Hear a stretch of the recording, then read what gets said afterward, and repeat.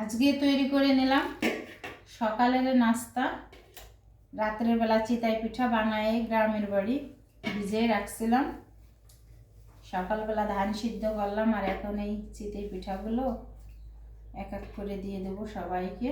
নারকেল দিয়ে, গুড় চিনি দিয়ে, যেটা আসলে রস পাওয়া যায় না এখন গ্রামের বাড়িও, রসের খুব মানান্তার। হাত দিয়ে পিঠাগুলো উঠাই নিলাম। গ্রামের মানুষ এইভাবে হাত দিয়ে উঠায়, এইভাবে খায়, কিন্তু প্রত্যেকটা হাঁড়ি পরা ভরা। আর এই পিঠাগুলো খেতে কিন্তু অনেক অনেক মজা। সকালের নাস্তায় পিঠা আপনাদের সাথে শেয়ার করলাম। ভালো লাগলে লাইক শেয়ার কমেন্ট করবেন। দেখি পিঠাগুলো কীরকম হয়েছে। বিসমিল্লাহ, অনেক মজা হয়েছে।